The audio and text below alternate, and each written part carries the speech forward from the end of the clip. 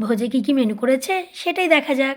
Hello everyone, কেমন আছো তোমরা সবাই? আমি দেবিকা চলে এসেছি তোমাদের কাছে নতুন একটা ভিডিও নিয়ে। আজকে দুপুরে আমরা সবাই রেডি-সেডি হয়ে নিয়ে যাচ্ছিলাম পৈতে বাড়ি। যদিও পৈতে বাড়িটা আমাদের পাশের বাড়িতেই, কিন্তু সব কিছু আয়োজন করা হয়েছে ম্যারেজ হলে। আর ম্যারেজ হলটা হচ্ছে রানীগঞ্জ তার বাংলায়। পৈতে বাড়ি বলো কিংবা বিয়ে বাড়ি বলো, ভোজ খাওয়াটাই কিন্তু মেন উদ্দেশ্য নয়।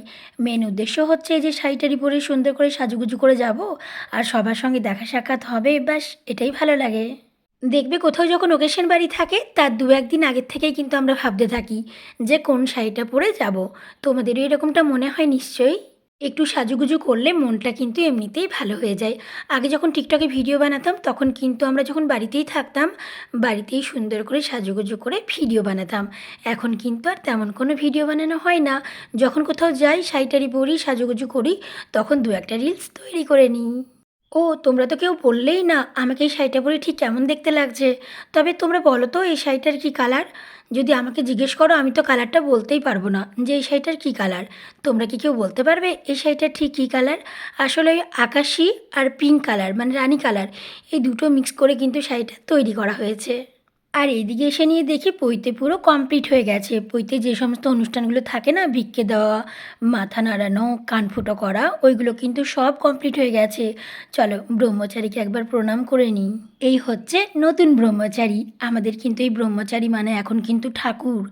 এখন সবাই কিন্তু এই বাচ্চা ছেলেটিকে প্রণাম করবে। আমাদের এই ব্রহ্মচারীর নাম হচ্ছে অনিক, অনিক চ্যাটার্জি। কত সুন্দর কিউট কিউট ব্রহ্মচারী, তোমরাও কিন্তু ক্যামেরার ওপর থেকে প্রণাম করে নাও। এটা হচ্ছে ছামড়াতলা, এখানেই কিন্তু বইতে হয়েছে।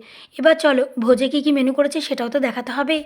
তার আগে একবার আমাকে ভালো করে দেখে নাও কেমন দেখতে লাগছে বলো তো এই শাড়িটা পরে আমাকে। চলো তাহলে এবার ভোজের দিকে যাওয়া যাক, ভোজে কী মেনু করেছে সেটাই দেখা যাক। আচ্ছা তোমরা কে কে ভোজ খেতে ভালোবাসো বলো দেখিনি? আমি তো জানি তোমরা সবাই ভোজ খেতে খুব ভালোবাসো। কোথাও ভোজ খেতে গেলে কিন্তু একদম প্রথম ব্যাচে খেতে হয়, তার কারণ কি বলো তো? এই যে তোমরা তো দেখতেই পাচ্ছ কি পরিমাণে মানুষের ভিড় দেখো। বেচারা যারা খেতে বসেছে তাদেরই কত অসুবিধা, যে আমরা কখন বসবো তাদের জন্য হড়বড় হড়বড় করে খেতে হচ্ছে। সে মনে হচ্ছে যেন বাসে সিটে বসবো এবার। চিন্তা করো একবার। চলো ভোজ খাওয়ার ভিডিওটা থাকবে কিন্তু একদম পরে ভিডিওতে।